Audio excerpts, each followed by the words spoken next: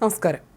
കിളിയൂരിൽ അച്ഛനെ വെട്ടിക്കൊലപ്പെടുത്തിയ കേസിലെ പ്രതിയായ സൂപ്പർ സൈക്കോ ലക്ഷ്യമിട്ടത് 5 പേരെ. അച്ഛനെയും അമ്മയും സഹോദരിയും വകവരുത്തുകയായിരുന്നു ലക്ഷ്യം. ഇതിനൊപ്പം സഹോദരി ഭർത്താവും ഹിറ്റ് ലിസ്റ്റിലുണ്ടായിരുന്നു. മറ്റൊരാൾ അയൽവാസിയും. പ്രജിൻ ജോസിന്റെ പെരുമാറ്റത്തിലും ജീവിതത്തിലും അടിമുടി നിഗൂഢതയുണ്ടെന്ന് തിരിച്ചറിയുകയാണ് പോലീസ്. 5-ാം തീയതി രാത്രിയാണ് കിളിയൂർ ചാരുവിള ബംഗ്ലാവിൽ ജോസിനെ മകൻ പ്രജിൻ ജോസ് അതിക്രൂരമായി വെട്ടിക്കൊന്നത്. സോഫയിൽ കിടക്കായിരുന്ന അച്ഛന്റെ കഴുത്തിലാണ് പ്രതി ആദ്യം വെട്ടിയത്.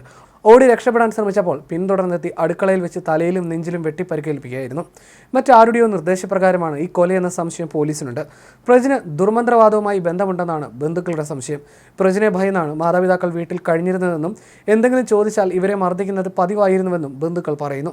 അച്ഛനെ കൊലപ്പെടുത്തും മുൻപ് പ്രജിൻ തന്റെ ശരീരത്തിലെ രോമവും തലമുടിയും സ്വയം നീക്കം ചെയ്തിരുന്നു. എന്നാൽ ഇയാളുടെ മുറിയിൽ ഇതിനേക്കാളേറെ തലമുടിയുടെ ഒരു കൂമ്പാരമാണ് കണ്ടെത്തിയത്. ഭസ്മവും കളിമണ്ണും മുറിയിലുണ്ടായിരുന്നു. ജോസിന്റെ കൊലപാതകത്തിന് മുമ്പ് പ്രജിൻ തന്റെ ഐഫോൺ അടക്കമുള്ള ഫോണുകൾ ഫോർമാറ്റ് ചെയ്തിരുന്നു. തന്നെ ആഭിചാരത്തിന്റെ വഴിയെ നയിച്ചവരുടെ വിവരങ്ങൾ പുറത്തറിയാതിരിക്കാനായിരുന്നു ഇതെന്നാണ് സൂചന. വീട്ടിൽ നിന്നും കിട്ടിയ കുറിപ്പുകളിലാണ് പ്രജിന്റെ കൊലപാതക പദ്ധതികൾ പോലീസ് തിരിച്ചറിയുന്നത്. ജോസിന്റെ കൊലപാതകത്തിന് ദിവസങ്ങൾക്ക് മുമ്പ് വീട്ടിൽ ഒരു മോഷണ ശ്രമം നടന്നിരുന്നു. ചില കുറിപ്പുകളും വീട്ടിൽ നിന്ന് കണ്ടെത്തി. എന്നാൽ ഇതിനു പിന്നിലും പ്രജിനാണെന്നാണ് നിലവിലെ സംശയം. അന്നേ ദിവസം കിട്ടിയ കുറിപ്പിന് സമാനമായ പല കുറിപ്പുകളും ഇയാളുടെ മുറിയിൽ നിന്ന് കണ്ടെത്തി.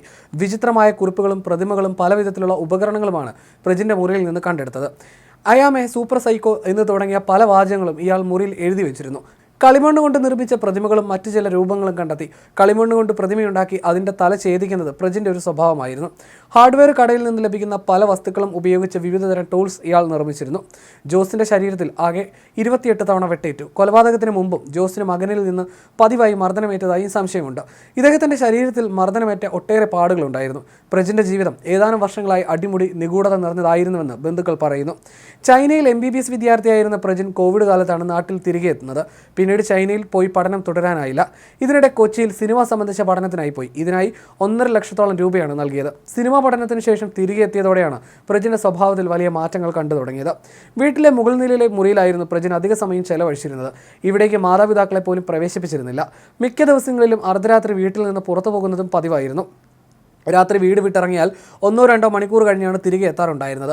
വീട്ടിലെ മുകൾ നിലയിൽ നിന്ന് പുറത്തേക്ക് ഇറങ്ങാനായി പ്രത്യേക കോണിയും ഉണ്ടായിരുന്നു.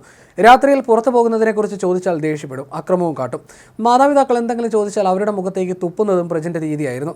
വീട്ടിൽ പ്രാർത്ഥനാ സമയത്ത് പ്രജിൻ മുകൾ നിലയിലെ മുറിയിൽ ഉച്ചത്തിൽ പാട്ട് വെക്കും. സാത്താൻ സേവയുമായി ബന്ധപ്പെട്ട ചില പാട്ടുകളാണ് മുറിയിൽ വെക്കാറുള്ളതെന്നാണ് വീട്ടുകാർ പറയുന്നത്. ഈ സമയത്ത് ഇയാൾ കറുത്ത വസ്ത്രം ധരിക്കുന്നതും പതിവായിരുന്നുവെന്നാണ് പോലീസിന് കിട്ടിയ മൊഴി. ആരെയും തന്റെ മുറിക്കുള്ളിൽ കയറ്റാൻ പ്രജിൻ അനുവദിച്ചിരുന്നില്ല. ജോസിന്റെ കൊലപാതകത്തിന് ശേഷം മുറിക്കുള്ളിലെ വിചിത്രമായ പല കുറിപ്പുകളും പുസ്തകങ്ങളും പ്രതിമകളുമെല്ലാം വീട്ടുകാർ കാണുന്നത്. ജോസ് കൊല്ലപ്പെടുന്നതിന് ദിവസങ്ങൾക്ക് മുൻപും പ്രജിൻ വധഭീഷണി മുഴക്കിയിരുന്നതായിട്ടാണ് ബന്ധുക്കൾ പറയുന്നത്. കൊലപാതകം നടന്നതിന്റെ ഒരാഴ്ച മുമ്പ് ഇവരുടെ ബന്ധുവീട്ടിൽ കല്യാണമുണ്ടായിരുന്നു. വിവാഹ ചടങ്ങിനിടെ പ്രജിൻ ധരിച്ച വസ്ത്രത്തിന്റെ പേരിൽ ചിലർ ഇയാളെ കളിയാക്കി. ഇതേ തുടർന്ന് മാതാപിതാക്കളെയും സഹോദരിയെയും കാറിൽ കയറ്റി പ്രജിൻ തിരികെ പോന്നു. അമിത വേഗത്തിലാണ് ഇയാൾ കാർ ഓടിച്ചത്. സഹോദരി ഇത് ചോദ്യം ചെയ്തതോടെ അച്ഛനും അമ്മയ്ക്കും ഒപ്പം നിന്നെയും സ്വർഗത്തിലെത്തിക്കും എന്നായിരുന്നു ഇയാളുടെ ഭീഷണി. കിളിയൂർ ചരുവിള ബംഗ്ലാവിൽ ജോസ് ആയിരുന്നു കൊല്ലപ്പെട്ടത്. ഹാളിലെ സോഫയിൽ ചാരിക്കിടന്ന ജോസിന്റെ കഴുത്തിൽ വെട്ടുകയായിരുന്നു. പുറത്തേക്ക് ഇറങ്ങി ഓടി രക്ഷപ്പെടാൻ ശ്രമിച്ച ജോസിനെ അടുക്കളയിൽ വെച്ചും വീണ്ടും കഴുത്തിലും തലയിലും നെഞ്ചിലും വെട്ടിയാണ് കൊലപ്പെടുത്തിയത്. കഴിഞ്ഞ 5-ന് രാത്രിയിലായിരുന്നു കൊലപാതകം. വീട്ടിലെ 2-ാം നിലയിലെ മുറിയിൽ നിഗൂഢ ജീവിതമായിരുന്നു പ്രജിൻ നയിച്ചത്. ചൈനയിലെ മെഡിക്കൽ പഠനം പൂർത്തിയാക്കാത്തതിലെ വിഷമം മകനുണ്ടായിരുന്നുവെന്നാണ് പ്രജിൻ്റെ അമ്മ പറഞ്ഞിരുന്നത്. തുടർന്ന് വീട്ടിൽ വെറുതെ കഴിയുന്നതിനാലാണ് 1.5 ലക്ഷത്തോളം രൂപ ചെലവിട്ട് കൊച്ചിയിൽ സിനിമാ പഠനത്തിന് പോയത്.